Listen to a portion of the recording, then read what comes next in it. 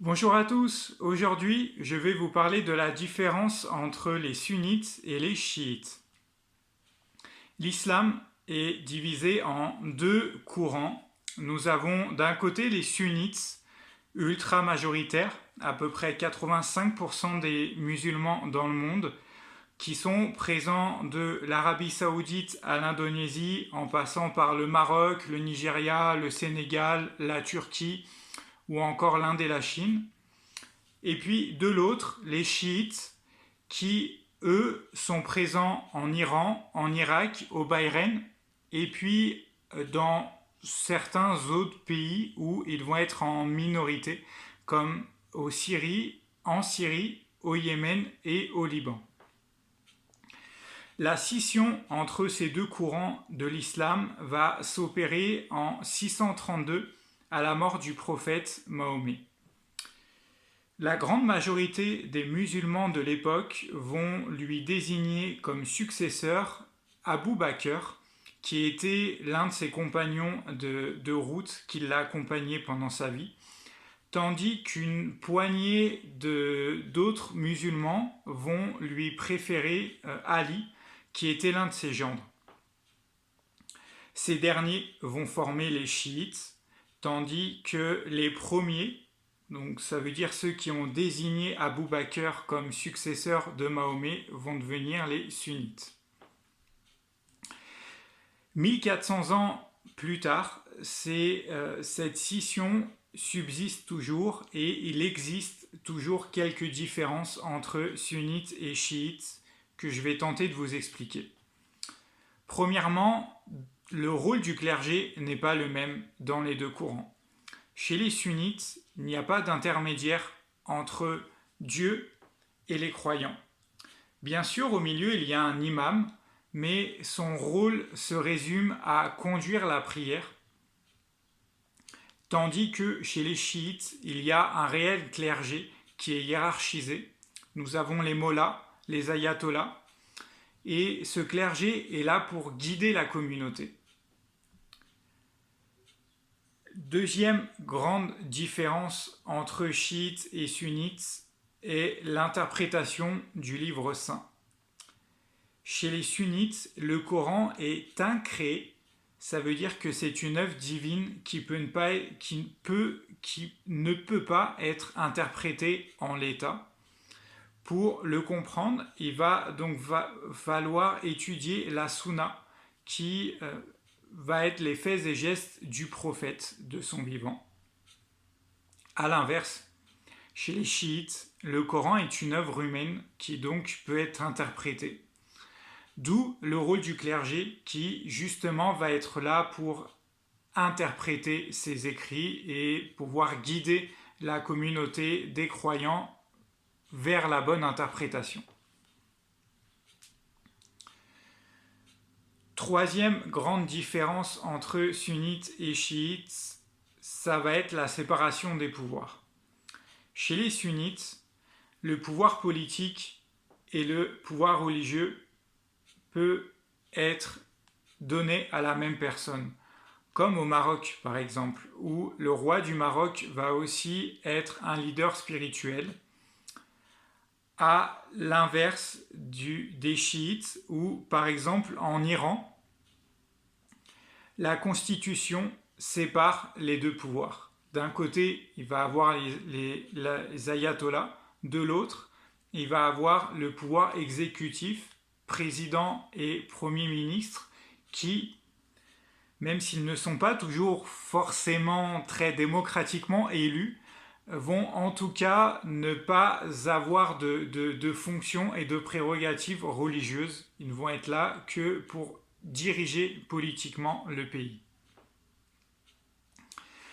Quatrième différence entre les deux courants de l'islam, ça va être au niveau de la prière et de la manière de prier. Par exemple, chez les chiites, quand on fait ses ablutions, c'est-à-dire lorsqu'on se lave avant de prier, il n'est pas forcément nécessaire de se laver l'intérieur des oreilles. Voilà, un petit détail.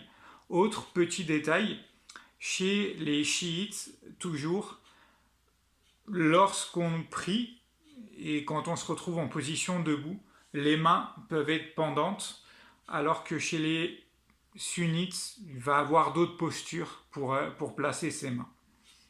Donc voilà, quelques petits détails au niveau de la manière de prier.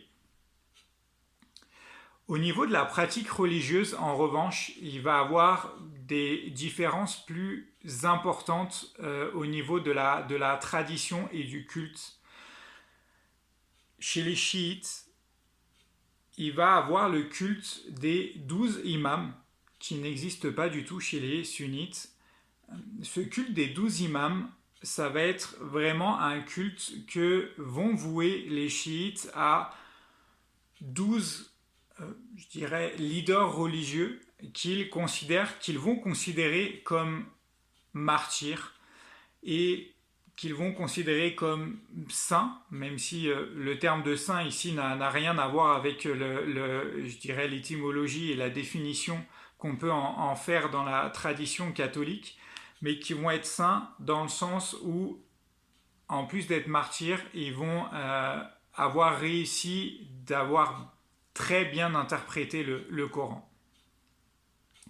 L'un de ces 12 imams, justement, Hossein, qui était aussi le petit-fils du prophète, va faire l'objet d'une commémoration annuelle tous les ans. On appelle ça l'Ashura. Et puis, lors de cette commémoration, pour lui rendre hommage, c'est une tradition, les croyants font s'auto-flagellent. Donc voilà, cette pratique de l'autoflagellation, dont vous avez peut-être déjà vu les images à la télé et qui se passe tous les ans en Iran notamment, est vraiment une tradition des chiites, puis c'est pour rendre hommage à l'un de ces 12 imams.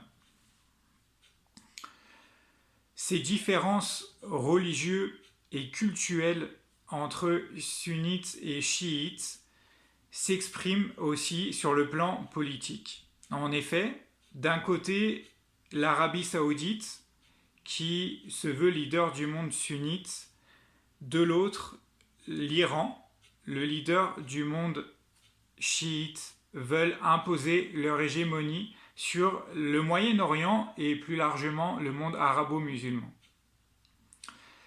Cela se traduit par des guerres.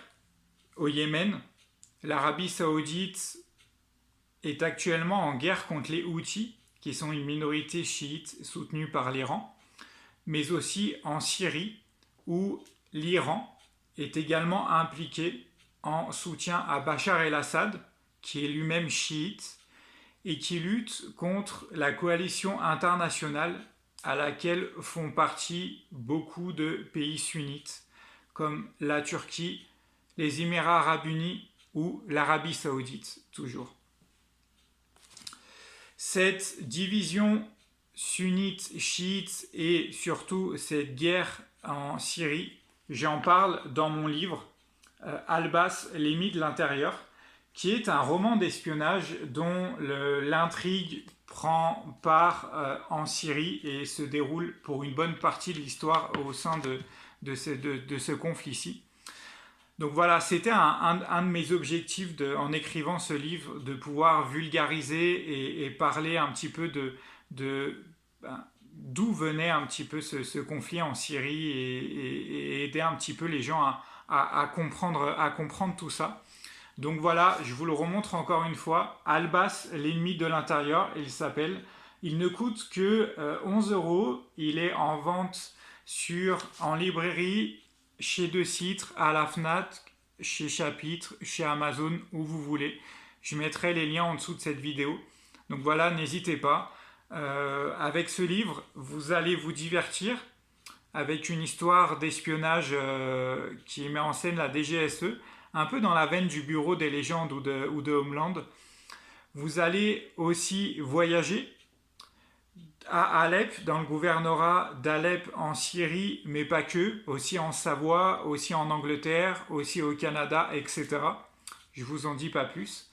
Et puis, vous allez aussi, je l'espère en tout cas, apprendre des choses sur ce conflit et ce qui se cache derrière ce conflit, les différentes parties prenantes, etc.